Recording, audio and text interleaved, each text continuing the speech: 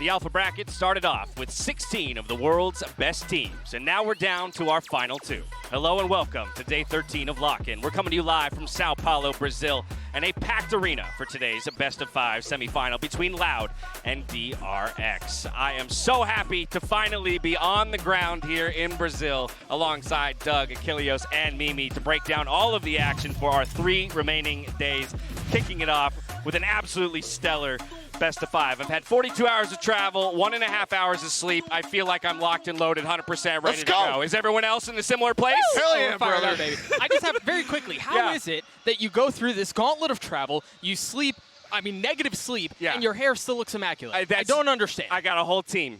There's an army of people behind us that makes this a reality. Like I said, I'm just so ecstatic to be on the ground. The tournament has delivered every step of the way. I've been happy to be just a spectator to it at this point, but now to get into the actual venue, to start to hear the music behind me, to start to feel the rumbles and the vibrations of the arena is only going to make it that much cooler.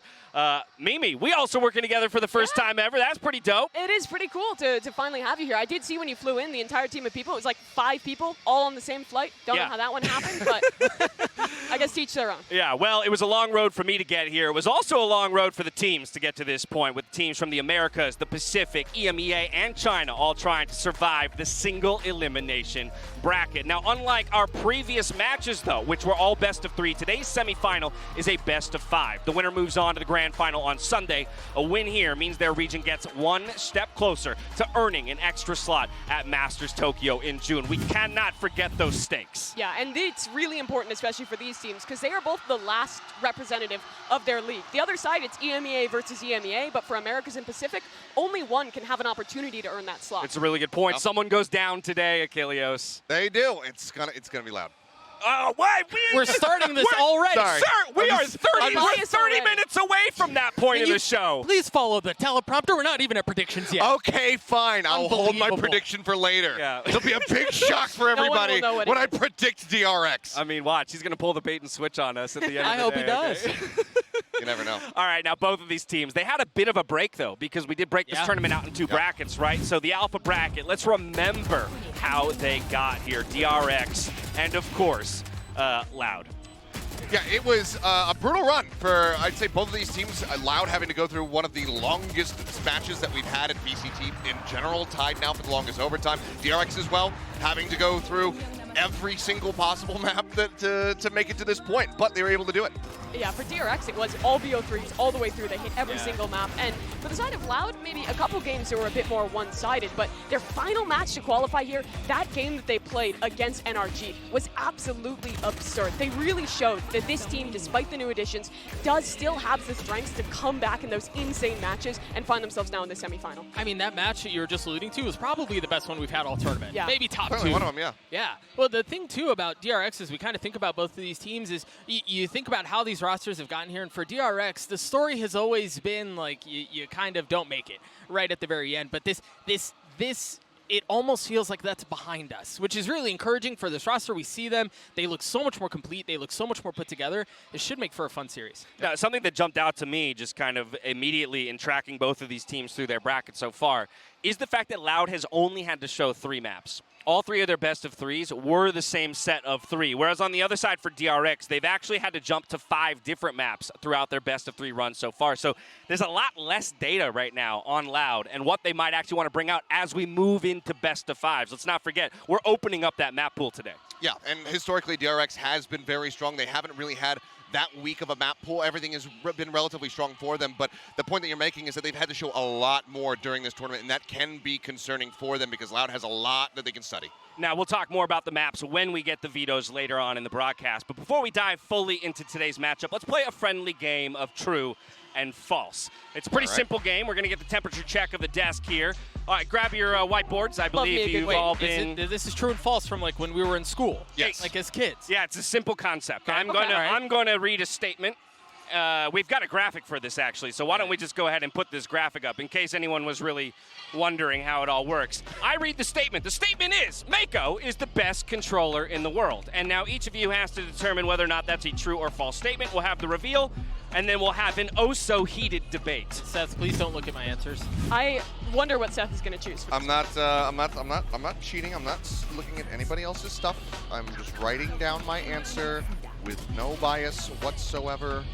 Why do you have a blue marker? Is that theme for any reason? They just happened to give me a blue marker. Oh, Okay? yeah. That feels okay. suspicious to me. Yeah, none of this is lining up in any particular way. Okay, let's go ahead and let's work our way from right to left here on the desk. Mimi, the reveal. Okay, I will say true. I think right now he is looking like the best controller player in the world. There are other controller players that are popping off at this event. Tui's is one, Xiao is one, but I think for Mako, it's the fact that he's only ever plays the controller role. He is well and truly a controller player all the way through. He has insane clutches, and he's done it consistently now at Champions, at this event. I think that's enough to earn him that title as best in the world. All right, so declaratively, Mako, best controller in the world. Now, I only want you to turn your whiteboard around if you agree. Cool, so I don't need to hear from Achilleos. I need to hear from the man. The only guy.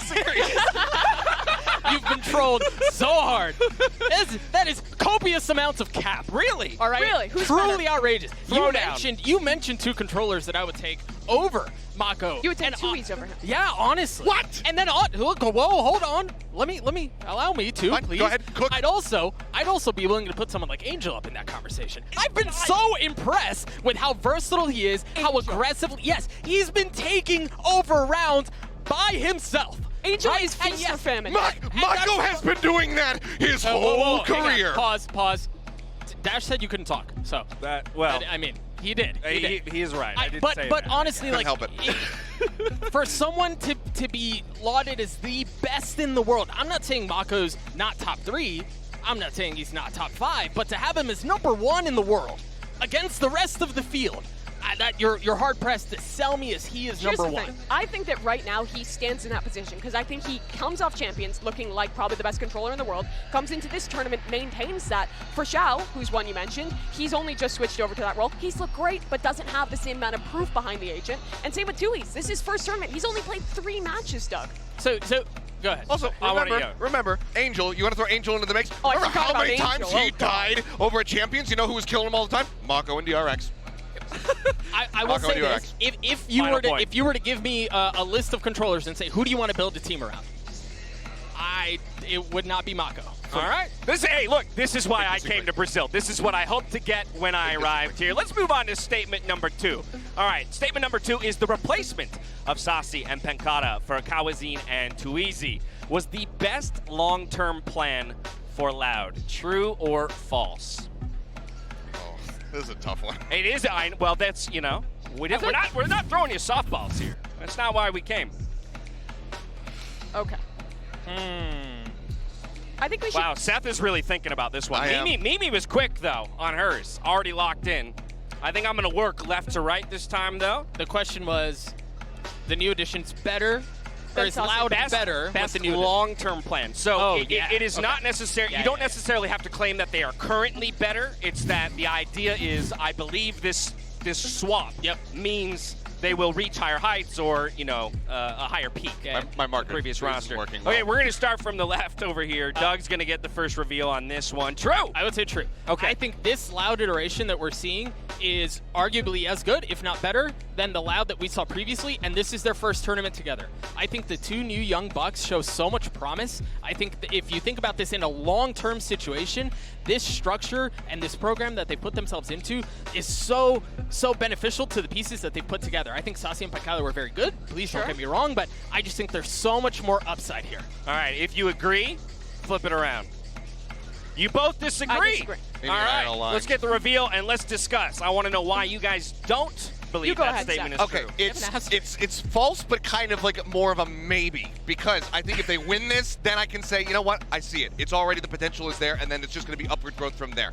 But if they suffer here, if they stumble, if they can't get past DRX, then I think that it's going to take a little bit more time before we could say that they are true replacements. I need to see that further development as time goes on. Predicated on today's info. Yeah, I put an asterisk here because I agree with you, Seth, but I think that aren't going to be better than Saci and Pancata, but I think that they are the best option that Loud had. I think it's very hard to keep super teams together after you've won an event. Everyone wants your players. Everyone is going to be hankering to take them. That's what happened to Loud, but the replacements they found were both fantastic. And I think with time, there's potential for them to be better, but thus far, I haven't seen enough for me to think that I can just go out and say they will be better long term. I appreciate the brilliant analysis, but I'm starting to realize that they don't understand how true and false works. Both of them ended up with a maybe. Yeah. He wrote Cap on the with an last one. You're right, actually. But Cap is with the None of my modern analysts know day what to do. version. We've got one more statement. You're 33. We've got one more statement to declare here, and this one is Brazil will be in the grand finals of Lock-In, all right? So it's a pretty simple one. It's basically a prediction whether or not Loud will defeat DRX and make it into the finals of Lock-In. Now, Achilles, I know you don't have any skin in the game. You're an objective party, so I feel like it only makes sense for me to go to you first on this one. What are you thinking when it comes to Loud's chances here? And I've got my board at the ready. The marker's not working super well, so you might not be able to read it. But yeah, it's going to be a big old false from me, Dash. I wrote just straight up no. DRX is going to win this one. DRX is going to win this one. Yeah. Okay. So again, we don't understand the rules of true and false. They have the longevity. It's a false. It's a big old false. Thank you. We're going to have a separate meeting after the show no. today. Yeah. That's not even an option. Is it my turn? It is your turn. I'm going to let you jump in. My response to that is, this is indeed true, which still has true in it, so I have abided by the rules, although I've slightly broken them because I'm a rebel. I love it. Yeah, there's just, I mean, I think map pool will make a big difference, but there's just no way. This Loud roster, again, looks so good for as young as they are, for as fresh of an iteration as the roster is. It really just feels like they're head and shoulders above the rest, with the exception of one team on the other side of the bracket. I really don't feel like Loud can hold a candle, or excuse me, DRX can hold a candle here. I like the sentence the first way. Who's right? Who's wrong? I'm going to side, I think Doug is overstating how favorable towards Loud the matchup will be, but I do agree with him. Definitely didn't write yes. Definitely knew that it's true or false, so I did write true. Points I was for that. fairly ready for this one. Bonus points. But in my opinion, I think that, well, DRX has looked good thus far this tournament. They've been pushed into a third map in every match they've played, and they've shown weakness in every series that they've played. They've had great ideas, but they've also looked counterable, and Loud has looked incredible at adapting in the mid game and winning in these series that go the distance. So I would favor Loud in this matchup, but I think it'll be close. It's very simple then. At the end of this broadcast, one person on this desk will either be laughing or crying.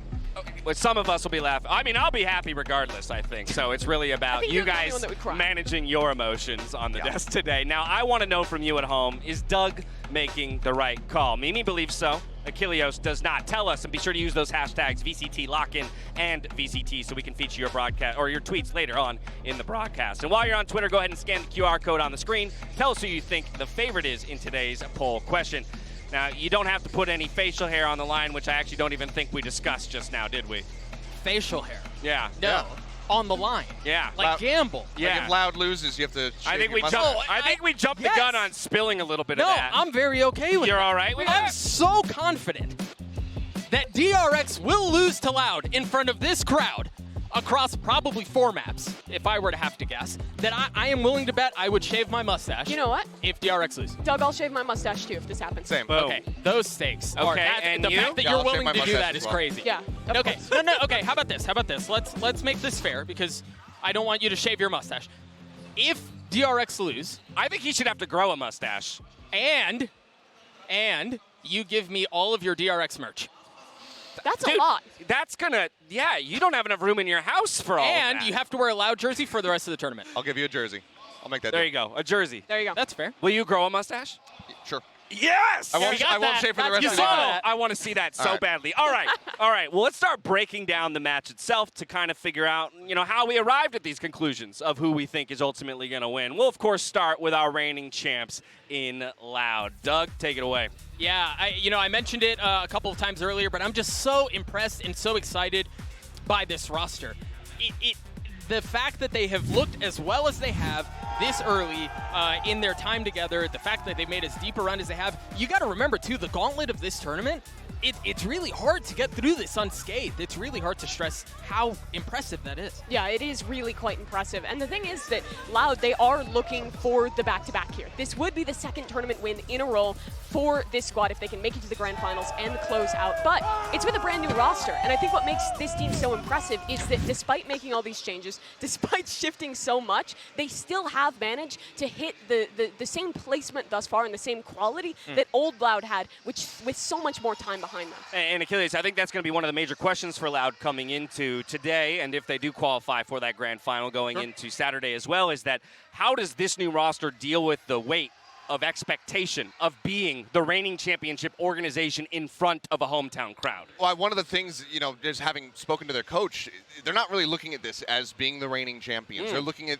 this as being a new iteration of the team that wants to obtain their first championship. So they're completely ignoring the past. They're saying this is a new story that we're going to be plowing forward through. And I think that that's a really good mentality to have because it does help alleviate a lot of that weight off of these players. As much as I love to be biased and make jokes about how DRX are going to crush this is a very scary team. They are all excellent players, and they absolutely can take the series. Now, so Doug, we began the discussion by talking about the roster swap and whether we thought it was the right long-term plan. But in this very moment, do you truly believe this is a better version of Loud? In this very moment, compared to peak Loud champs 2022? Probably not. Okay. Not at this very moment. But I think, again, when we think about it in the long term, I think there's a lot of promise here. And even with that said, I think this roster has a very good chance at taking down DRX, which is probably no surprise to the people watching at home at this point. I think if you matched up this team versus the old squad, you would favor the old Loud, but you would see there's a chance for an upset. And that's because this is a new style. Old Loud was very structured, very slow at times, was very much built on the coordination that Saucy and Sidak built into this roster. But this new squad is a lot more built on what the young talent can pull off. They still have great ideas, but I think they've been a lot better at winning out when games get crazy, when things get scrappy. They've stayed calm under pressure, and they have so much individual talent that they've managed to pull off wins that most probably didn't expect them to be able to do, exactly like this NRG series that we're looking at right now. This was such an intense series and really was a test for this squad. I feel like you kind of you make your way through an 18-16 map, and it speaks to your idea of like, I think pressure might be off at that point, right? Sure. You kind of feel like, well, we've already been tested fairly well, but let's continue this conversation about the two new additions because they do seem like a good fit, albeit as Mimi mentioned, it does completely warp, I think, kind of the way that this team as a whole works. Yeah, I mean, we had a lot of questions about how these guys were going to perform because not only was it like, okay, they're joining this Loud squad, there's a lot of pressure there, there's that story, there's that reigning championship narrative behind it, but there's also the live crowd. How are they going to deal with that when you have so many people that are sitting there cheering for you, desperately wanting you to win? And honestly, it was a breeze for them in every single series that they came out through. I mean, obviously, this one versus NRG was an absolute slog. It was a back and forth, but the fact that they were able to clutch it out off the backs of Tui's and Kawazin's play, for the most part, was incredible because we weren't seeing the known quantities such as Sonic being the ones who are really putting up big figures for them. Yeah, absolutely. And I think the biggest point of this team was that it started with the older players really struggling in their first few matches, and it was Kawazin and Tui's that kept them in it. Now everyone seems to have come online. The coordination seems to have improved throughout the tournament, and it feels like these guys are really well embedded into the team at this point. Yeah, and I do think this feels like, I love this formula for Valorant teams. You get these cracked out young guys who can go insane, and then you've got the older veteran leadership. You're able to develop them as you're going, and you saw it. When you get through a slugfest like that NRG series, you learn a lot about yourself. Yeah. And if you as the Young Bucks are the ones who are pushing forward and keeping the team afloat, it's a very promising sign. Let's hop to the other side of the matchup. It's DRX. Achilles, of course, I'm going to hand it to you to lead us off on this one. Sure. Yeah, I mean, DRX, what more can you say? Really rough road to get here, having to play all of their maps the whole way through, but this is still the same 5-player core. We have the addition of Foxy9, who's been sitting on the bench waiting for his moment to shine. That's probably not going to happen until we get into the Pacific League, but they still are a very dangerous team. And for them, there's some history to this one, right? All the way back at Champions, it was Loud who sent this DRX squad down to the lower bracket to eventually get eliminated from that tournament, while Loud went on to win. And for DRX, I'm sure they have that chip on their shoulder of not only wanting to keep the same 5 players, they're the only squad in the top 4 who has done that, and win this tournament, but also to defeat the squad that beat them at Champions in Loud. And Doug, what a time for them to run back into Loud as they match their best showing in an international event here of a semifinal. semifinal. A win here today puts them already higher than they've ever been, but they're going to have to do it against the team that knocked them down last time. Yeah, I mean, the irony is gorgeous, right? You can't write a better story. I will say this, though. It has been so much fun to watch this DRX roster evolve internationally, partially because of that, but also because it seems like they've gotten past their yips from the past, right? Like they're choking, you know, they're whatever. They can't win the big game. RB struggles. Who's the spark? Who leads when things get bad? RB looks so much more comfortable in this role, and they've done it, Mimi, as you were saying, they've done it by keeping the roster the way that it is. They have not made any drastic changes. They truly believe in the pieces that they have together, and I like this idea of DRX being chokers just feels so long back at this point. Well, and Mimi, I have to wonder whether or not the fact of keeping the roster together is what has contributed to DRX being able to come out with plenty of interesting and creative strategies here at this event. I think it is. We've always known DRX as being a squad who is innovators, all the way back to their Vision Strikers days. We've expected that innovation to lead them to a victory. But I think the thing is, here at this tournament, well, they've shown some really good stuff. I still have some worries because they came out in this match versus C9. They played this really cool Harbor composition, which I didn't expect to work as well as it did, and they executed it absolutely perfectly. But then they turn around, play against Talon just the next day, and it's the exact opposite. They lean into a lot of the same things, they run a lot of the same executes, and there they got shut down. It feels like DRX has been quite counterable in the past.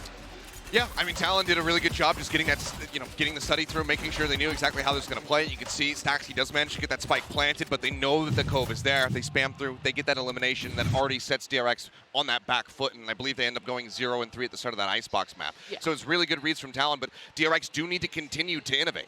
And with so much time off since the Alpha bracket, I'm hoping that they'll come into this matchup with something new, Doug.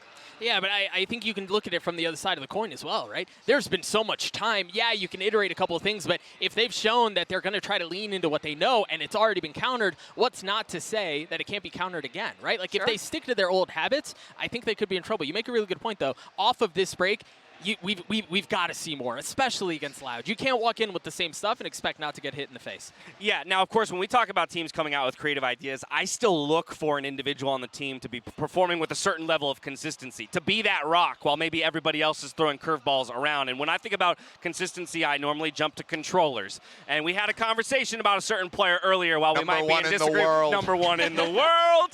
A player to watch on this team is, of course, Mako and what he can get done today. He's been having an incredible tournament so far, Kilios. And the thing is, and this is why I say he is the best controller in the world, is because he always has an incredible tournament. This guy always is the solid foundation for the team. You talk to any of the players here on DRX, they say, who would you rather leave in a clutch? They always say it's Mako. While the statistics might not back that right now at this event, it's actually been RB who's been having the most success. True. Mako is always there, and he's always putting up solid figures in the mid-round. And I think it's really important for him to be that good in this matchup because you're playing against a team in Loud who thrives in those late rounds, thrives when things get scrappy and they can clutch things up. So players like Mako and RB are going to have to be fantastic today if they want to win. If I may, put you on the spot here. By all means. If you were to take any player in a clutch 1v1 situation on DRX's roster, would you take Mako? Right now, at this event, I would have to go for RB because a lot of people think that Xiao might be the one who's leading in clutches. It's actually RB. He's got him bested by 0.5% clutch win rate with 8 or 9 more attempts. He's currently 10 and 17. Wait, that's nuts, though. Are you telling me that they have the 2 players who are 1-2 in clutches on the same team at the tournament? No, Mako's actually not been as clutch this tournament because he hasn't had to be. He hasn't had to be as clutch. I was like, that would be but absolutely RB has nuts. just been destroying. All right. Previously, he has been that guy who is the best clutcher for this team. So we might see that come out today.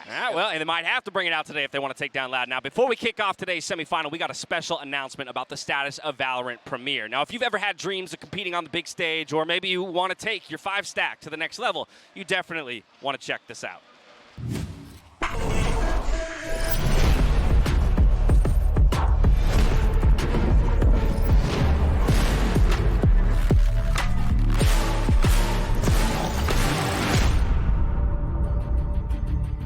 Hey everyone, I'm Andy, Game Director for VALORANT, and I'd love to give you all an update on Premier. Just as a refresh, Premier will be VALORANT's team-based competitive system that connects the game and the sport as one greater whole. This new challenge will invite you to build a team and compete throughout the act in a series of weekly matches on designated maps. If you win enough of your Premier matches, you'll earn your way into a playoff tournament at the end where you'll battle to be crowned one of the top teams in your skill division. Premier will be an exciting way for any 5-stack of friends to compete together, but for those of you who aspire to go pro, Here's Leo, our head of VALORANT Esports, to tell you more about what that could look like in the future. Thanks, Andy. All right, so let's say you found your dream team. You won game after game and proved yourselves to be one of the best. You're feeling super confident and you're hungry for bigger challenges. In the future, Premier will be the path to the VCT Challenger Leagues. No more open qualifier events. Your path to pro starts in-game. And if you do great, you get a shot at challengers. Once you're there, well, you're playing with the pros and nothing can stop you.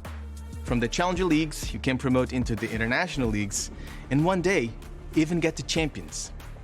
So it's 5 friends in a dream, playing from their bedrooms, all the way up to the biggest stage in VALORANT. It will of course take us some time to make this a reality, but we are incredibly excited to build this very unique path to pro and create opportunities for players all around the world. Thanks, Leo. What we shared today was just the basics. The next step is getting an early version of Premier in front of you so that we can build the future of competitive VALORANT together. On that note, I'm happy to announce that the Premier Global Beta is planned to begin in Act 3 of Episode 6 just a couple months from now. We'll be back with more details as we get closer, but for now, definitely start putting your team comps and playbooks together. We'll see you soon.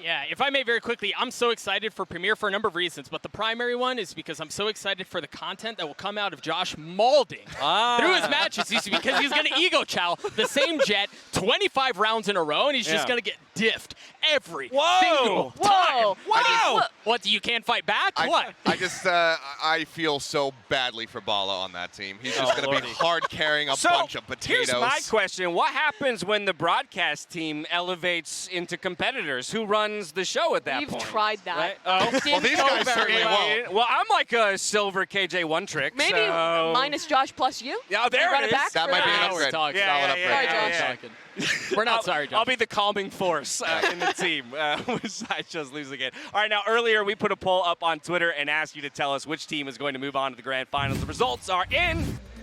And let's get that reveal. That's what I like to see, baby. Let's go. Achilles gets the backing from the fans in the DRX prediction. I will admit I am utterly flabbergasted. Are you? At the outcome of this poll. Where are my Brazilian people?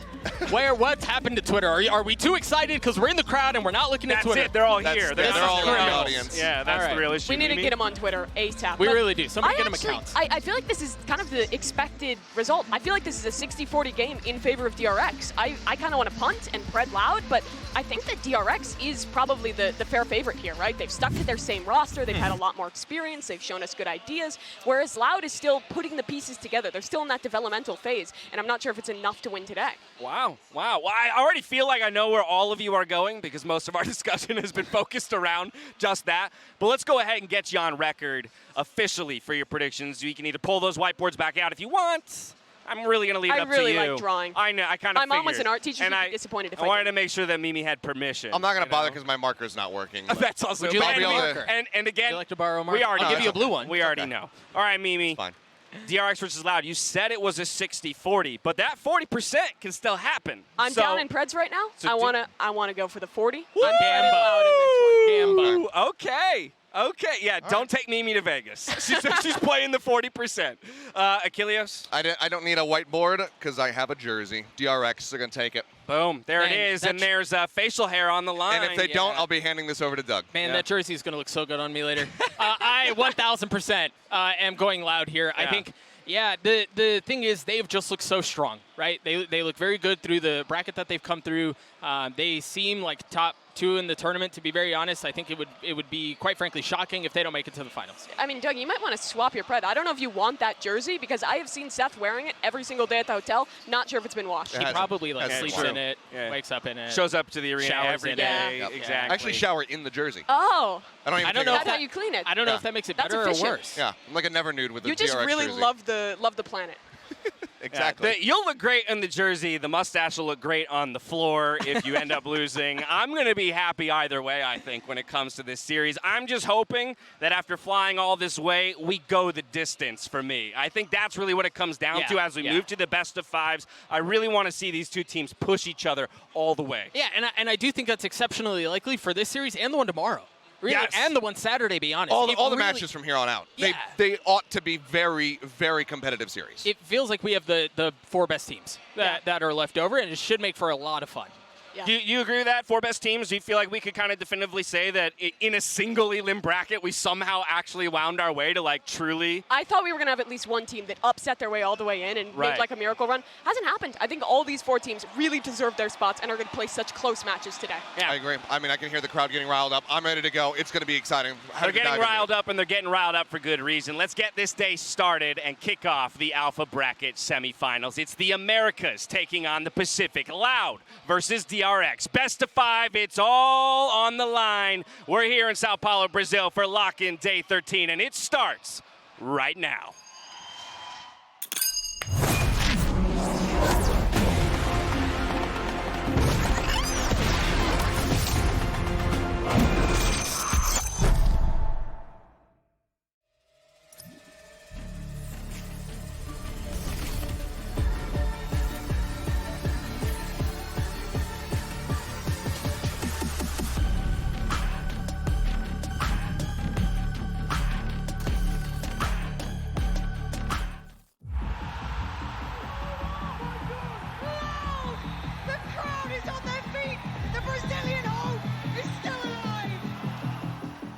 Acho que é um sonho. Todo brasileiro que joga FPS é um sonho levantar um troféu muito importante desse assim em casa. 이제 한 발자국 남았기 때문에 충분히 갈 수 있다는 자신 있고.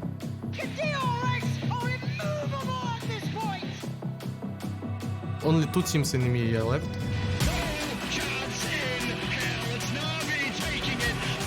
Only one of us can go to the final.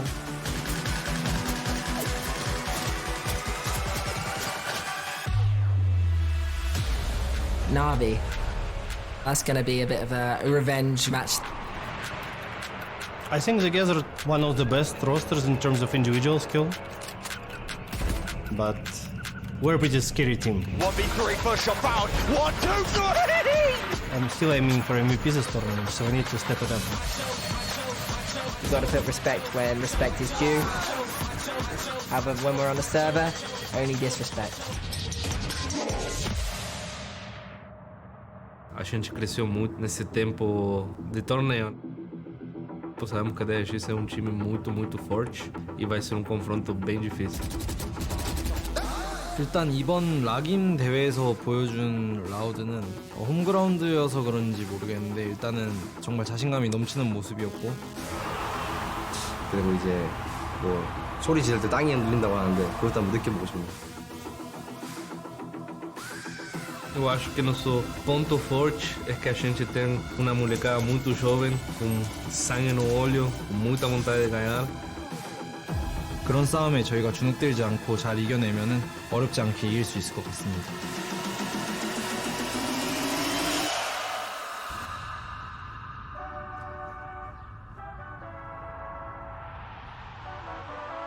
Aqui está Brasil, faz ele. E o Brasil está vivo, um solo brasileiro.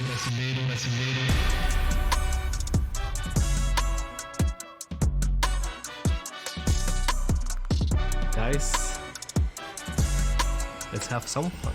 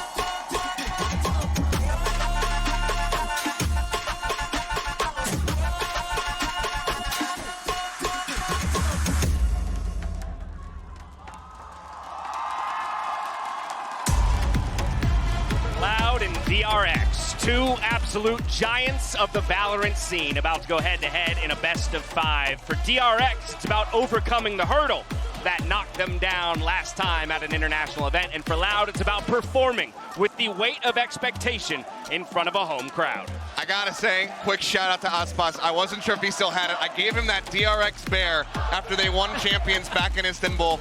And now that they finally meet, he brings it out on the stage. So shout out to him for holding on to it. I just hope that he doesn't rip its head off at the end of this. I mean, they've collected a new stuffed animal every match they have won since Champions. This team is still undefeated since then, and they're looking for another one here. I was gonna say, I'm a little worried that it's gonna turn into a post-match celebration. And speaking of, let's dive straight into map select. We're waiting on those vetoes first before we get into the 5 maps that we'll see played. If I may very quickly, this is the only time I'll do this. If I do it again, you guys can slap me on the wrist, whatever.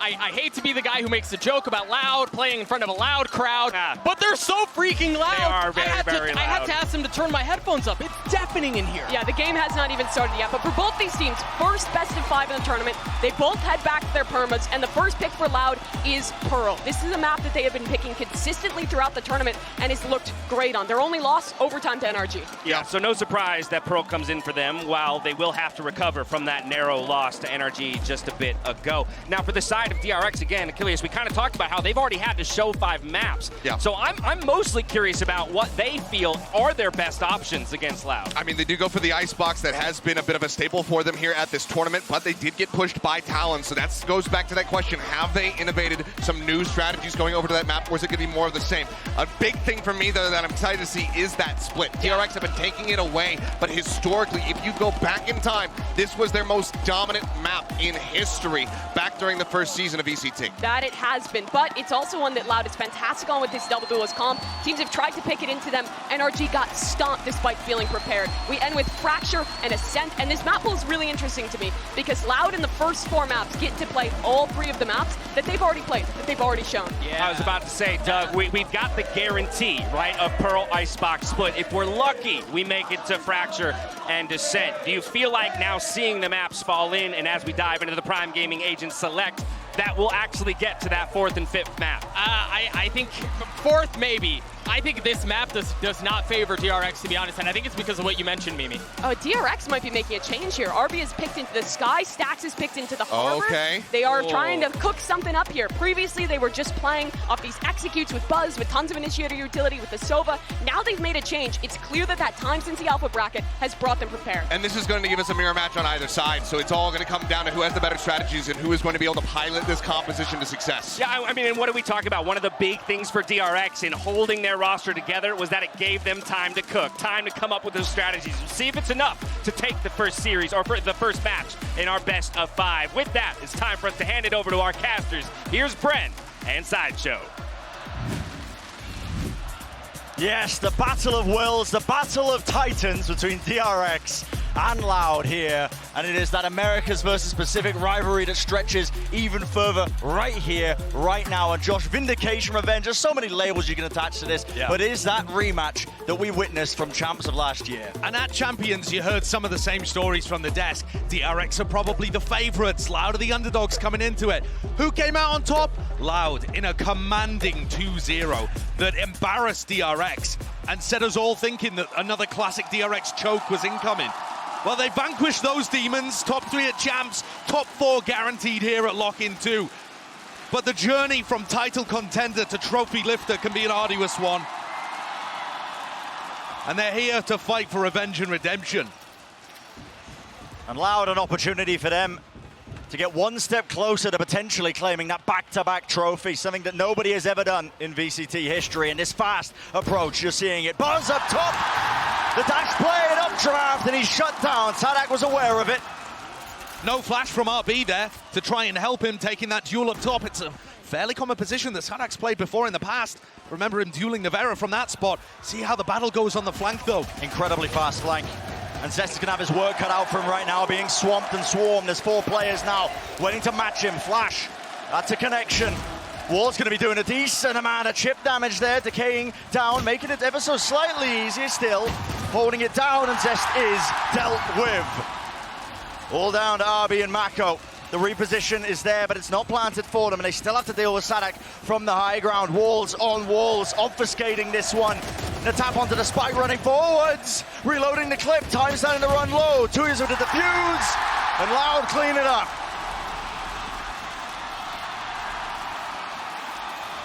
A massive pistol round that sends the place into uproar here. Loud have been so good on pistols. All of these top 4 teams have, though. We truly do have the creme de la creme playing in the semis for lock-in. But Loud have been so impressive, picking up their coach that focused super heavily on pistol rounds where they dominated at Champs.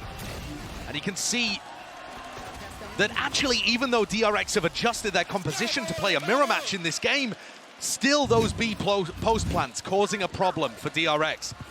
It ruined them in the game against Cloud9 and led to a massive failure on Pearl. It's one thing being able to just pick the comp, it's another thing entirely to match up against the team that started playing it here on Pearl. And Loud strike early with another first death onto Buzz. Not one that he could have particularly avoided, though.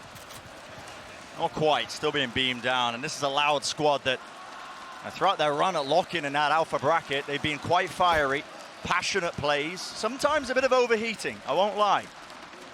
Possibly the crowd playing a part in that. Gets the excitement going, gets the blood pumping, but with this week to prepare for this on either side, we'll see if Loud can temper some of that fiery passion. RBE. Surely he doesn't get a chance at this one. Nope. Cowan's ready for it, and building up towards the Seekers too. Could be a big ultimate, especially when Loud are going to be playing retake B most of the time. Sadak playing in those back positions, anchoring the site. Sadak has been a weakness on their defensive side. It felt like when Loud played against NRG, I mean, do you remember that game, Brent? It feels like forever ago at this point, but what a game it was. And on Pearl, NRG seemed like they had a heavy focus on putting pressure B long and trying to punish Sadak. See what game plans DRX have cooked up in the last 10 days. There's going to be a lot of importance placed on this one. Loud, obviously, with the bonus round, so the weaponry is a bit weaker. Flash play through the wall, trying to take the fight, but Zest holding it down. Will not be able to claim the second, though. Great instant response, and it's going to hand the rifle over to the hands of one of the Loud players. And an immediate pivot here, called from Stax, taking the rest of his team through to B long. And here's where pressure starts to be applied to Sadak. What's his choice? With Cowanzine falling, those Seekers that I mentioned in the prior round are nowhere near. Off the table entirely. Sadak's looking worried about mid, actually. He could have been compromised in the moment. Still, Cove's going to go down. Should offer that safe plan for Stax. And you can see there was a nanoswarm that was laid down earlier. Just trying to predict where the plant location might be to push them back, but waiting to see if DRX can hold on now. These post plants were ruinous for DRX. It's a 4v4 with better weaponry, but look how far back some of their players are always positioned. Stax and Mako cannot help these guys on site. So far back, and now that that wall goes up, it's going to make it ever so slightly more difficult. Buzz claims the one in instant trade. Players are weak though. RB still active, still around, and he's going to be that final layer to this fight right now. And what timing can he take? No one clearing Horse through. Anybody going to be watching this smoke? Snakebite though buys them a bit of time. 2 years taken out. As the time chips down, it's a deafening gloom enters the arena, the crowd. No more noise going to be made. That's a big one. And I think Loud have got some learning moments from that round for sure. They've looked at the VODs clearly of DRX, and they know that a lot of people are going to be playing off-site. DRX's post plants on B, they have a couple of players pillar, a couple of players all the way back towards the ult orb. They like to play off the site. And Loud assumed too much there based on looking at the VODs and didn't actually clear the site. Sadak ran forwards, instant prey to Buzz, and RB was never cleared, never noticed, in fact. They were just happy to wall it off, I think. So as Loud go into their B post plants, their B retakes, they're going to have to put a bit more attention and not just assume everyone's playing for those spam angles. The Cascade pushing back that one angle. There was a flash as well prior. Buys them that kind of space that they were looking for there, and an alarm bot, so really just making sure they layer down that utility, making it quite difficult. Stax gets his ult online here, and this is a good one for pushing B. Honestly, it's pretty good for both sites, but it seems to me like they're going to be running into Aspas here. And Aspas could be the difference maker, operator in his hands.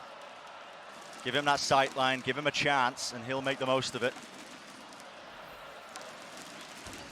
with this new setup and new composition, the Viper Orb can get bloomed at any time from Mako, and it's going to stop Aspas from having an idea. Cascade to follow as well. He takes an early peek, an aggressive one. Yep, activates the dash. The Reckoning, though, that is definitely going to be forcing him. Can't really sit and wait, and well, they'll just wade right into him. An easy one handed to Aspas, an opening. It's going to be good for Loud. We'll see how they play this retake, though, now. Once more, post-plant positions, the back of halls. Going to be held by DRX. A bit of raw spam there from the Phantoms. Reload, top up the clips once more. Still a couple of bullets left waiting for them. Snakebite, though, that's the supplemented. Being squeezed, and the timing just not good. Sadak, there was nothing else to follow that up. Cove dropped down, bursted down. A swing from Les as he hears the reload, but can't claim the kill. What is that from Stax? He's mid-reload there getting pushed, and still comes out on top. These DRX players that are in passive positions, Mako, for example, in this round, they're not even being required. Loud can't get through the first layer of post-plant, which is just to flush out the people from backside. Yeah. Fantastic utility being used there from Mako as well. The snake bites on the floor, helping fend off the Loud players, break up the spacing there. But it still looks dangerous to me. When you look at how RB's positioned in backside there with Stacks, they're isolated, they're on an island. In theory, Loud should be able to fight these guys 4 or 5 versus 2 and take 2 separate fights where they're favored in both on the retake, and yet they cannot coordinate it properly. These DRX players are holding on so strongly. It could be the gravity of the situation. The arena in uproar, of course. Speaking to Frod about it, he said, you know, listen, we got some young guys on this team. Sometimes that kind of passion, it bleeds into moments like that where they just have a little bit of a misstep. They don't play like they have been in practice. People don't mention it very often, but the crowd absolutely can be a double-edged sword. Bait you into being greedy and going for one more, perhaps, or... Of course, the sound itself, isolating and confusing footstep noises, etc. It's not always just straight up a home field advantage. So now the Trailblazer getting used to try and force these players out. Puts a little bit, a modicum of pressure upon RB. Yeah, just 1-for-1, flash over the top. Oh my goodness, the movement. And there's no punish in sight. Maybe with a rifle in a couple of the hands of them, but RB's still locking down the angle, still good for it. And Loud have got a real problem on their hands here. I mean, even with pistols in hand, you would expect RB to fall. And he dances, he dodges, and makes a fool of the Loud players. Ducks and weaves. Timeout now called then, as Frod, the man you were mentioning in the coaching seat, Bren, gets his chance to talk to the players on Loud. And I'm definitely seeing some nerves early on from the Loud guys. I would agree. I think they're not going through their protocols of retake very well. And I think also the gap between the player that's furthest forward and the second or third player to follow up is way too large. Bit of miscommunication in the ranks, perhaps. Sadak's been caught out early on the retakes too. And all of this with Buzz having 4 first deaths. So, you know, they're certainly getting the openings, but they aren't... 3 first deaths, so let me correct myself there. But they're certainly getting the openings. And they're putting DRX into uncomfortable spots, and then they're not able to capitalize. Yeah. Whereas DRX, on the opposite side of this, look like they've been in this spot before. And wow, what a difference that is compared to the DRX of old, where we would see them at this point in the tournament, and you just knew in your bones the crumble was coming. No more. No, this is a different DRX squad. They've been tested in the fires of many of these global events now, and this most recently in these months as well, having a bit of that breakthrough, making sure that they don't finish in that 5th to 6th place that was cursing them time and time again. This time they're aiming for grander sights in this match. Opportunity, a chance to really carve their name out in VCT history and potentially claim that trophy. Obviously, still one more match before that, and you might be getting ahead of ourselves as this is the beginning of the series. A flash play, doesn't get too much info actually, doesn't spot a thing, and ducking down, that's Mako. But backing away, this Viper Orb does a lot to try and fake that they could be crossing, but with Aspas this pushed up, even taking a peek, doesn't have the dash active. This is such a risky play, it could be anyone meeting him. It's good info. The flash from Cohen Zine, and Seekers popped from such a safe position from RB. They're really quite far back there. looking for some sort of indication that they could be pushed deep, and Aspas, well, he has to respect that. He does back away from the angle, and this is the time to strike now for DRX. Here comes the utility, Reckoning up close. Dash has to be used to disengage from Aspas. Still, the second layer of util is there. Snakebite, Flash, and pushing forwards. Ball's going to be gained. And now there's their counterplay. Seekers and their own Reckoning. Pound for pound, the ultimates are used, and they have just been collapsed upon. Lessons of going down to his own Snakebite. Lockdown going to be used close. Someone has to break this. No one's on the spike. It's getting a bit panicky. Loud. Where are the protocols? Where is the plague being made? 2 detained, leaves it down to a 2v2 here, and suddenly DRX might have saved themselves. It's looking dangerous. Time running low. Hard to tell when the crowd is cheering and chanting. It's a maelstrom of emotion right now, up top, up close and personal, but eventually it is claimed. Even scoreline for Loud, 3-3. And it is already getting hectic. But there's a couple of important things to point out there. First of all, huge amount of ultimates being used in that round. And starting with Stax, he's already up to his second Reckoning of the map so far after round 6. That's absurd, and it's not just because he's been getting kills and dying a lot. He's also farming ult orbs, and that seems to be a key part of their strategy, similar to the way that he plays Breach on Haven. Do Loud realize? Can Loud adjust? The second layer to that too is that Loud actually found those picks beforehand, and they're going aggressive again. Yeah, there was a flash around the corner, but there was a slightly delayed with it. Fantastic opening for Aspas, going to be waiting back, doesn't even have to activate his dash. Of course, that's going to be fading away in good time. And he's certainly getting the better end of Buzz here. While it looks like team nerves from Loud, Buzz is the one that's out of sync with the rest of his team on DRX. Going down as the first pick actually in the prior round in the post plant was the thing that opened things up for Loud. But now 4 players stacked towards the B side, leaving Sadak alone. The 4-1 defense frequently leaves the team captain and IGL isolated on an island for this Brazilian squad. This is really quite perplexing, isn't it? A lot of space being given to DRX in mid. That knowledge has to be known. And here comes the fight being taken. 2 years and Stax face to face. It's Stax that wins it. What a kill. Trailblazer in the back now. The pressure and player is known onto Sadak. Skipping a hop there just to escape into Flowers. And he has moved away still. Nana Swamp. Pushed them back. Makoto catching and containing Les, who was looking for a cheeky play of his own. Fantastic slow round here from DRX. Cowan seemed to respond though, and that puts things down into a 3v3. And they're being met for it. Stax had no idea that Aspas was on the flank. Yep. But Aspas is alone. Only the knives to work with. There's going to be that cascade in his face. Where's the rest of the team? Sadak moves his way across. Great flash timing off that one from the alarm bot. And Nana Swarm's buying the time. A tap of it, forces the fight, forces a peek. RB goes down, but it is still running low, and now finally they're getting on top of it. Having a defusal down to Stax. Smoked off right around the corner, and the bullets just do not land.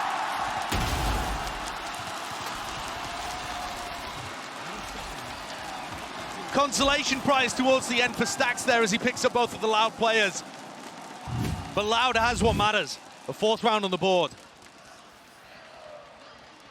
And really nicely played from Aspas too on the flank, just applying pressure, the threat that he could be there, stop the DRX players from being able to focus their full attention forwards. The economy has been kept honest though.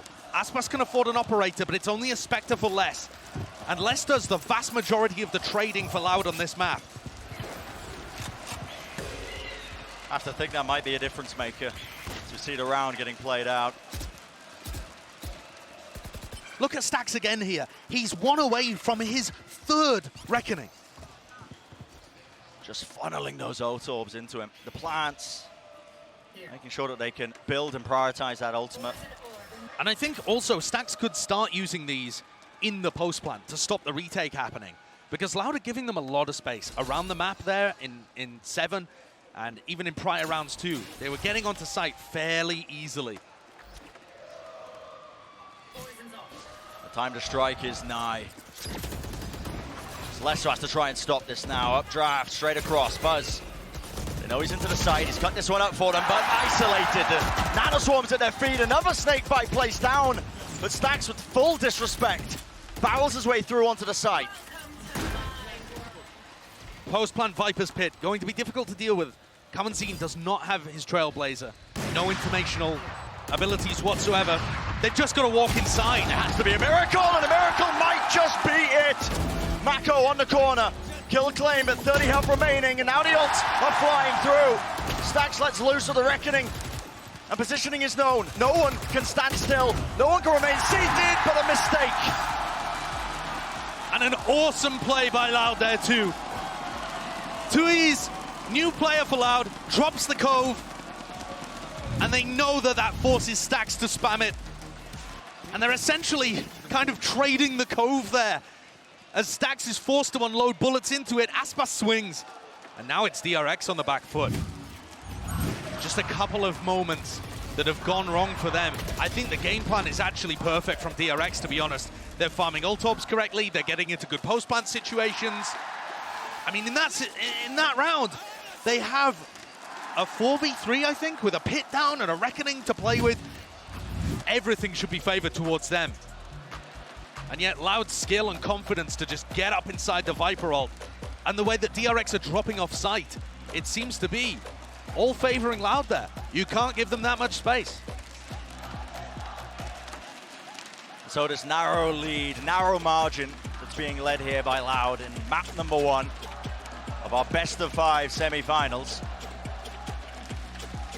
Winner getting to move on, move up through that tournament to that final pedestal, an opportunity, of course, to lift an even grander and greater trophy.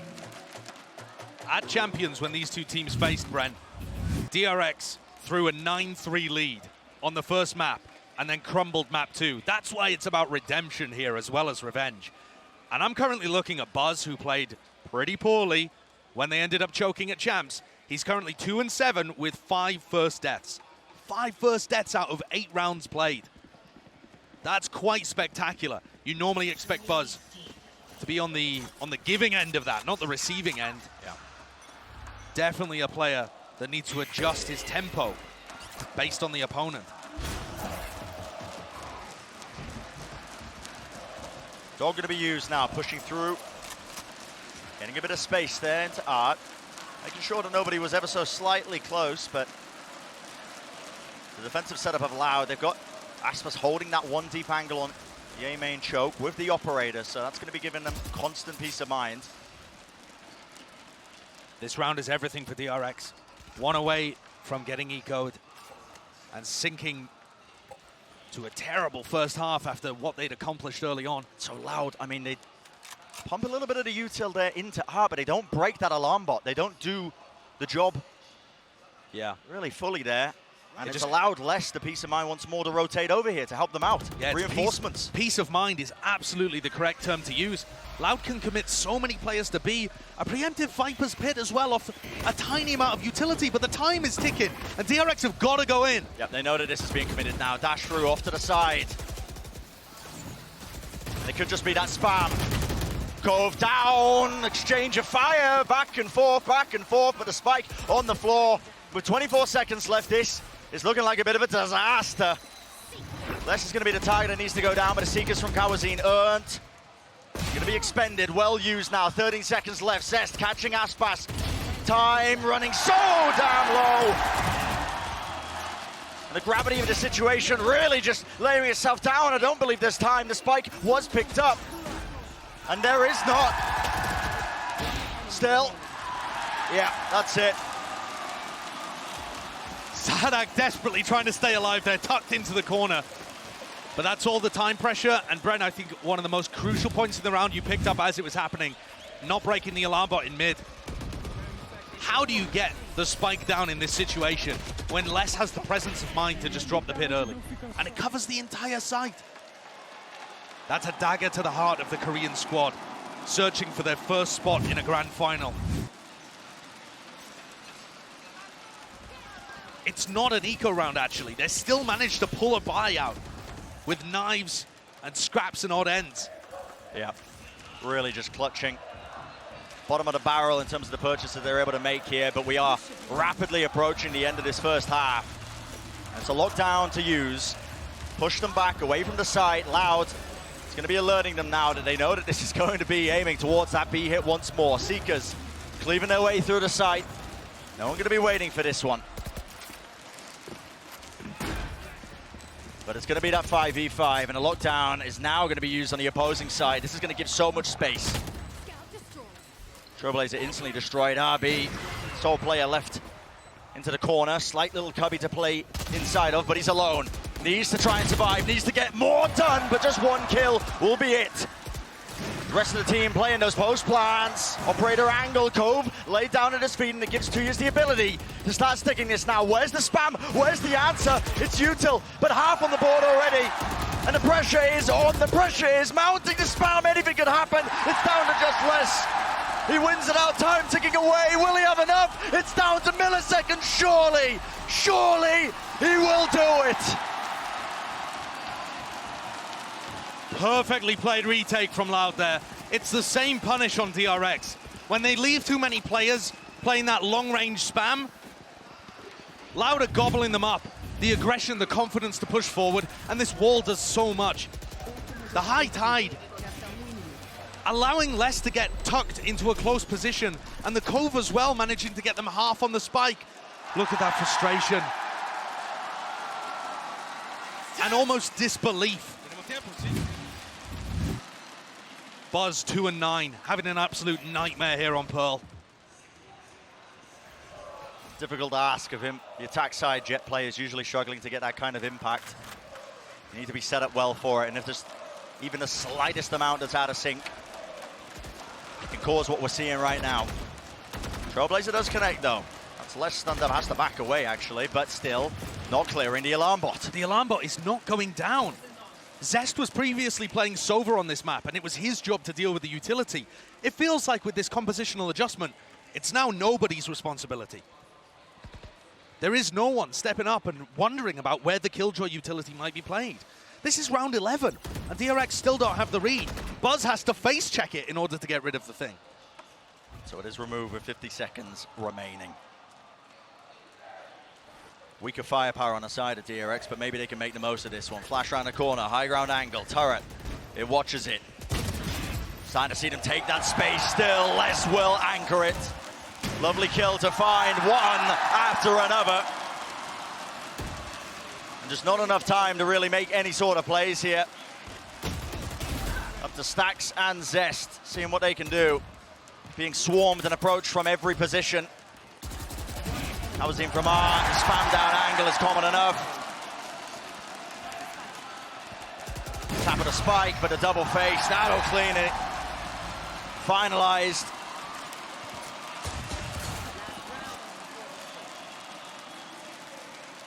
In the 10 days that DRX have had since they played their last match, they've clearly come up with a game plan here.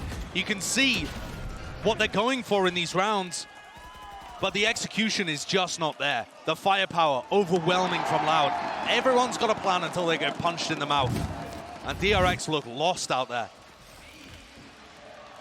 And now it is on that final round here of the first half.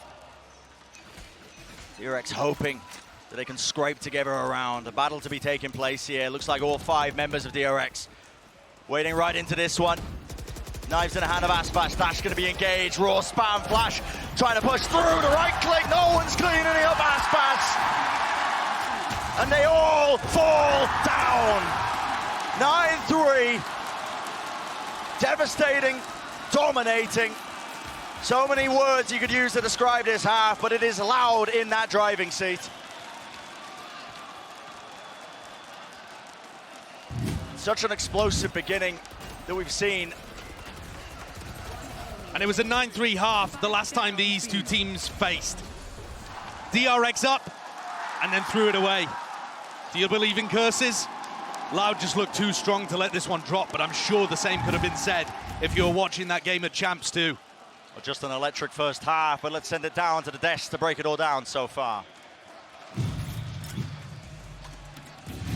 Thank you so much, Bren. It didn't take long for Loud to find their rhythm as they pushed the first half scoreline to 9-3. But Doug, I actually want to start on the DRX side because we saw them make the composition pivot to match Loud. Yeah, and I think it's been so much fun I nerd out about Harbor so hard, right? But it's been so much fun to watch how they're using their utility, but what's been most impressive to me is their heavy investment into the Reckoning, right? Everyone is trying to funnel those orbs, through the plants, through everything they possibly can to maximize the efficiency on the Reckonings. They fully believe in chaos, creating windows for them to execute on, and honestly, both teams have done that. Yeah, I mean, this has kind of just been the classic approach from DRX as far as just feeding Stack's ults as much as humanly possible. We see the same thing when he's playing the Breach, trying to get those Rolling Thunders up. This is very much the same for the Reckoning. And for those early rounds, it was working out really well for them to be able to breach into this B site and get that plant down. And actually, in this replay, we see them pushing Aspas away, and that's where I want to go next, Achilleos. The Jet matchup that we have in this one. Aspas is in a rhythm right now. No, he absolutely is, and Buzz is completely out of it right now. He's trying to dance with 2 left feet. You can see 64 ACS. This is one of the weakest performances at a half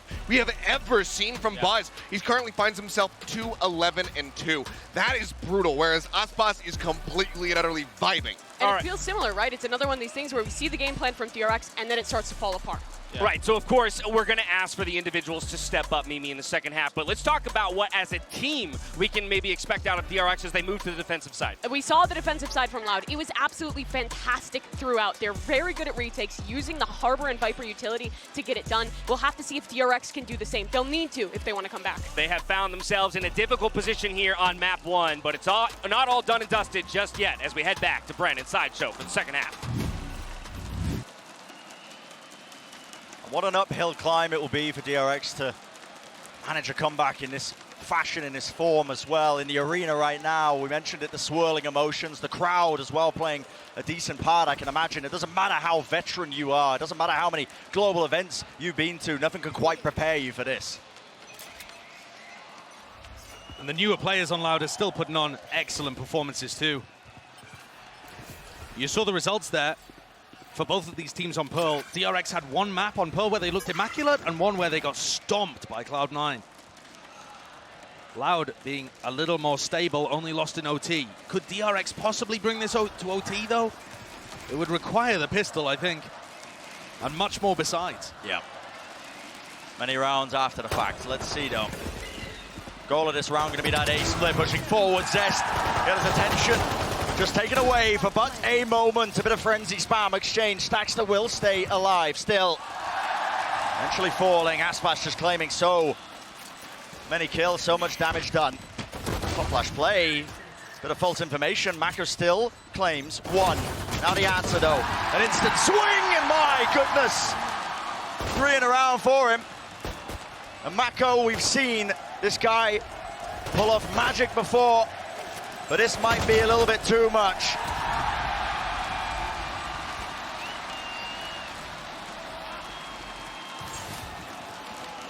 Four in the round for Aspas, putting on a masterclass out there. 18-7. It's unreal. I mean, long range with the frenzy, mid-range, close range, doesn't matter. 4 health, whatever. This guy gets it done. And he's a big game player. That's what's incredible. That time on Loud has taken him from being a rookie to a veteran so quickly. Yeah. It's been Aspas who's the one who has to really step up. It's been said in a couple of the interviews as well, you know. When Loud went on that dominant run, when they won the championship title last year, like you said, Josh, he was a bit green to it. Obviously many belts, many titles under his belt, or at least the competition. But he's had to really step up for his team. Yeah, and listening to Sadak as well after they completed the alpha bracket, he said that he gave big credit to Aspas, and he said Aspas is talking a lot during the games. He's giving him a lot of ideas for what to do in terms of the calling. So he's not just there fragging. He's offering a lot more to this Loud squad and stepping up now that he is one of the veteran presences. Next evolution of this young player. Just showcasing that he's got it all.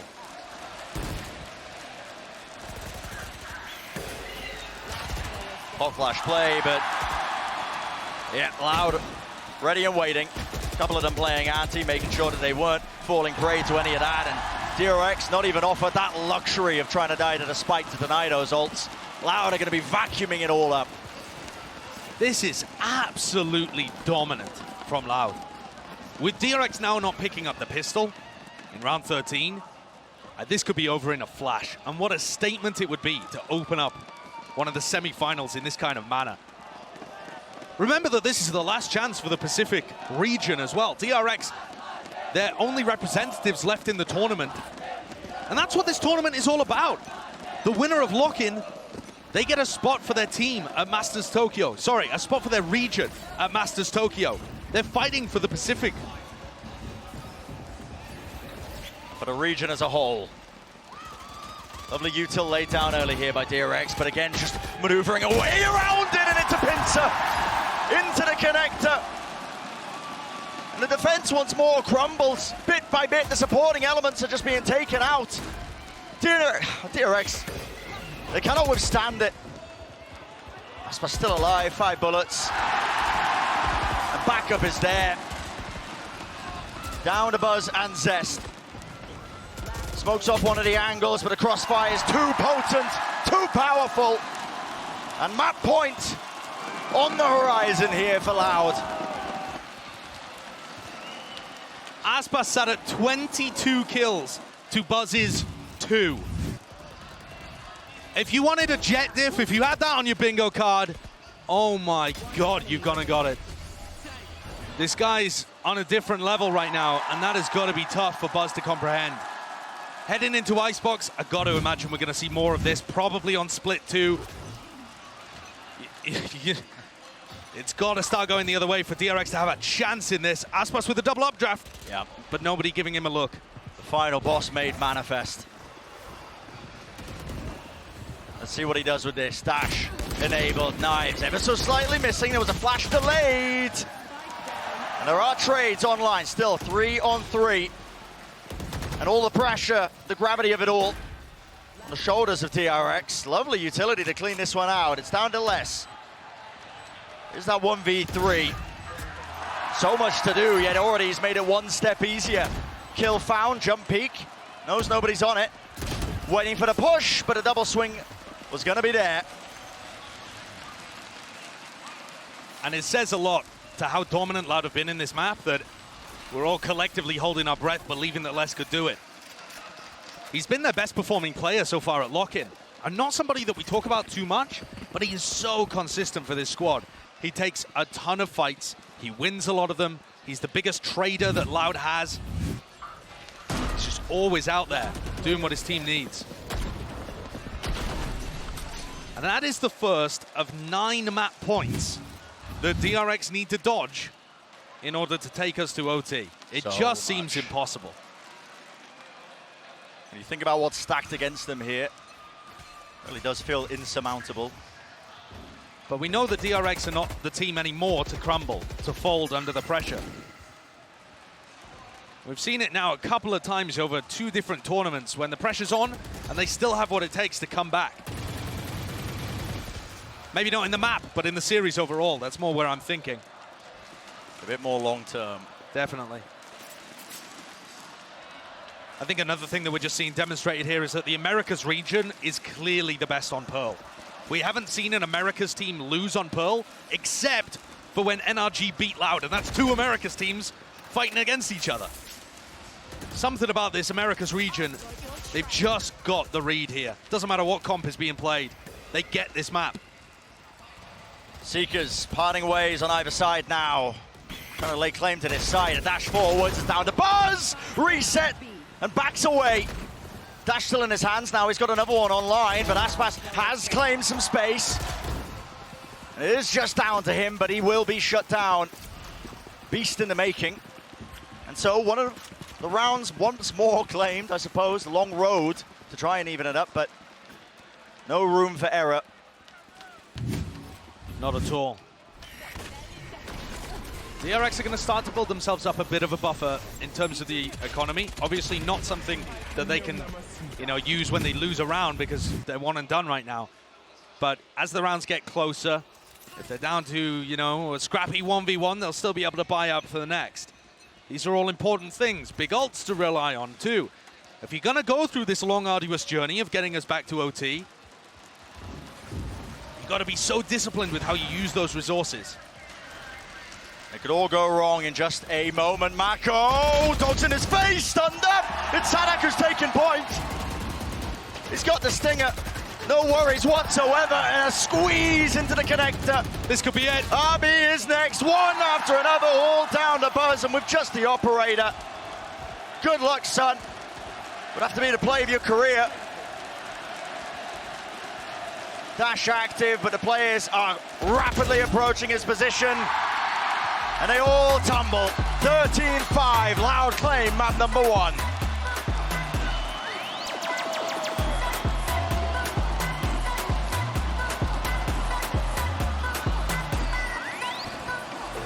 What an emphatic way to begin this series.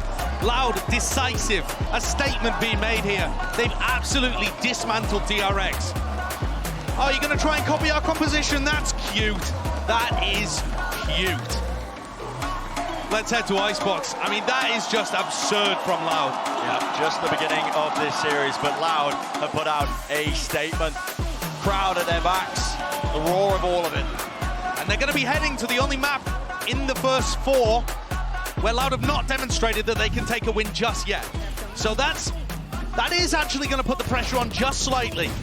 But in terms of what they've demonstrated here, the coordination, the ability to dismantle their own composition, they just demonstrated excellence everywhere. And I can't help but look at the jet battle going towards Icebox. It's just drawn all of my attention. Yeah, unassailable seems to be that approach by Loud, particular on this map, and we'll see what kind of answers happen. Obviously, plenty of the series left to come.